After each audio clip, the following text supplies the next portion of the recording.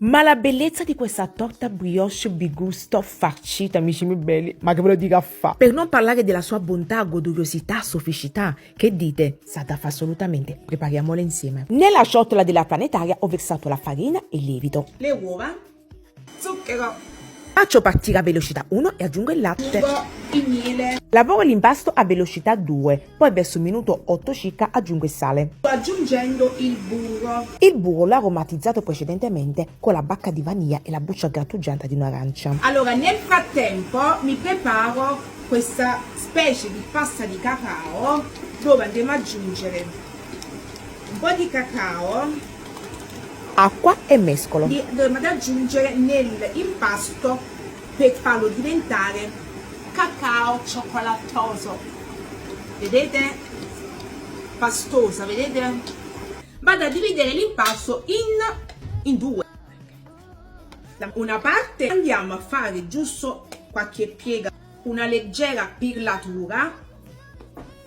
Quest'altra parte, quest'altra metà invece andiamo a rimettere all'interno della planetaria. Aggiungiamo il cacao, giusto il tempo di rendere tutto omogeneo, ok?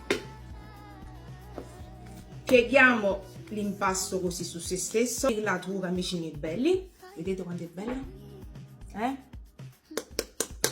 Non attacca, bello, bello, bello, bello, ok? Lucido, lucido, e mettiamo nella ciotola o leggermente infarinato o leggermente oleato, vedete? Non si vede l'olio, ma c'è pellicola trasparente, strofinaccio e facciamo lievitare. Pasto lievitato,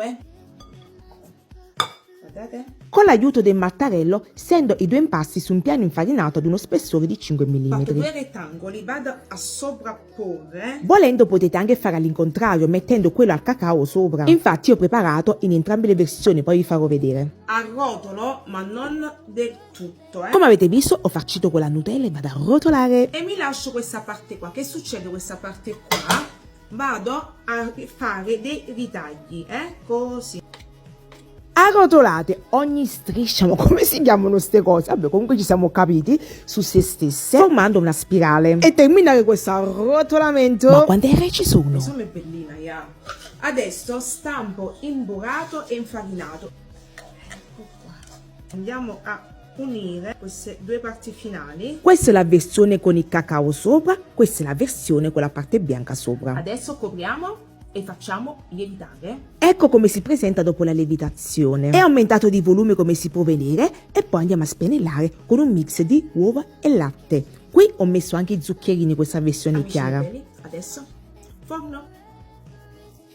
Ta-ta. Dai, avete visto, non è difficile da fare, è facile ma soprattutto buona buona buona. Ci tengo a dirvi che si mantiene morbidissima per 2 giorni, però dovete conservarla correttamente, avvolta nella pellicola trasparente oppure sotto alla capanna di vetro, poi vedrete. Torta brioche, intrecciato, bigusto, farcito con crema spalmabile. Che stai? Che si fa così? Fallo tu. Fallo tu.